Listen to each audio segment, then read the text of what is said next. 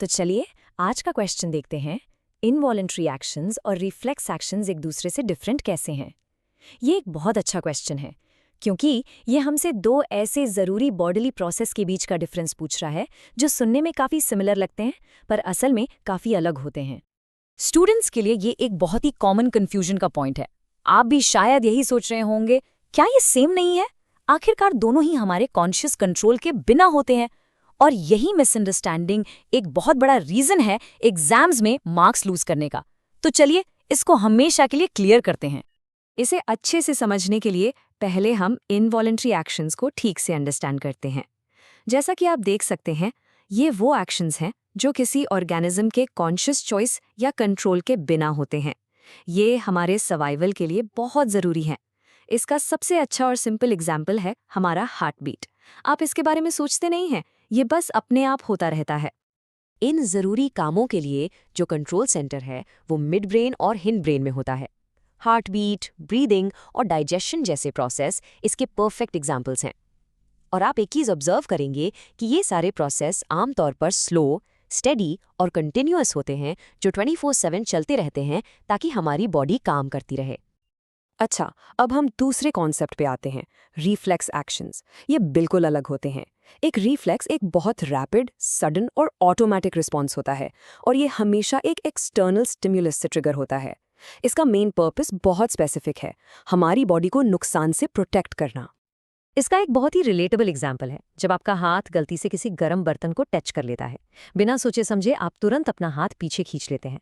वही जो lightning fast reaction है, वही रिफ्लेक्स है। ये एक बहुत ही फास्ट प्रोसेस है जो सिर्फ एक चीज़ के लिए डिज़ाइन किया गया है, सीरियस इंजरी को प्रिवेंट करना। लेकिन ये इतना फास्ट होता कैसे है? देखिए, इसके पीछे एक स्पेसिफिक न्यूरल पाथवे है। चलिए इसको आराम से समझते हैं। स्टेप 1, स्टिमुलस, मतलब वो तेज गर्मी आपके स्किन के रिसेप्टर्स रिसीव करते हैं। स्टेप 2, ये डेंजर का सिग्नल एक सेंसरी न्यूरॉन के थ्रू आगे ट्रैवल करता है। स्टेप 3, और ये सबसे इंपॉर्टेंट पॉइंट है, सिग्नल सीधा ब्रेन तक नहीं जाता, ये पहले स्पाइनल कॉर्ड तक पहुंचता है और डिसीजन वहीं पर लिया जाता है।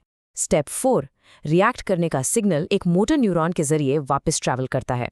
और आखिर में स्टेप 5, ये इफेक्टर मसल तक पहुंचता है जिससे मसल कॉन्ट्रैक्ट होता है और आपका हाथ पीछे खींच जाता है। इस पूरे पाथवे को रिफ्लेक्स आर्क कहते हैं। एग्जाम्स के लिए सबसे इंपॉर्टेंट पॉइंट जो याद रखना है वो ये है कि इस प्रोसेस में ब्रेन को इवेंट के बारे में तब पता चलता है जब एक्शन पूरा हो चुका होता है। ब्रेन को बाईपास करने का ये जो तरीका है, इसकी वजह से ही रिस्पॉन्स इतना ज़्यादा क्विक होता है, जिससे हमें मेजर हार्म से बचने में हेल्प मिलती है। तो अब चलिए इस टेबल की हेल्प से इनको साइड बाय साइड कंपेयर करते हैं, जिससे आपको एक परफेक्ट एग्जाम रेडी आंसर मिल जाएगा। पहला बेसिस ऑफ कंपैरिजन है कंट्रोल सेंटर। इनवॉलेंट्री एक्शंस के लिए ये मिड ब्रेन या हिंड ब्रेन है, जबकि रिफ्लेक्स एक्शंस के लिए ये स्पाइनल कॉर्ड है। दूसरा है स्पीड। इनवॉलेंट्री एक्शंस स्लो और रिदमिक होते हैं, पर रिफ्लेक्स एक्शंस बहुत फास्ट और इंस्टेंटेनियस होते हैं। तीसरा है पर्पस। इनवॉलेंट्री एक्शंस बॉडी के फंक्शंस को रेगुलेट करते हैं, जबकि रिफ्लेक्स एक्शंस का नेचर प्रोटेक्टिव होता है। और आखिरी डिफरेंस स्टिम्युलस। इनवॉलेंट्री एक्शंस के लिए स्टिम्युलस इंटरनल होता है, लेकिन रिफ्लेक्स एक्शंस के लिए ये हमेशा एक्सटर्नल होता है। इस पूरे डिस्कशन से हम एक बहुत ज़रूरी कंक्लूजन पर आते हैं। All reflex actions are involuntary, but not all involuntary actions are reflex actions. इसका सिंपल सा मतलब ये है कि क्योंकि हर रिफ्लेक्स एक्शन हमारी मर्जी के बिना होता है, इसलिए बाय डेफिनेशन वो इनवॉलंटरी है। लेकिन हर इनवॉलंटरी एक्शन एक रिफ्लेक्स एक्शन नहीं होता। एग्जाम्पल के लिए, डाइजेशन एक इनवॉलंटरी प्रोसेस है, पर यह किसी एक्सटर्नल स्टिम्युलस के लिए एक सडन प्रोटेक्टिव रिस्पॉन्स नहीं है। वी होप आपको वीडियो अच्छा लगा होगा और क्वेश्चन से रिलेटेड कॉन्सेप्ट्स क्रिस्टल क्लियर हो गए होंगे। Will see you in next video. Till then, tata, bye bye.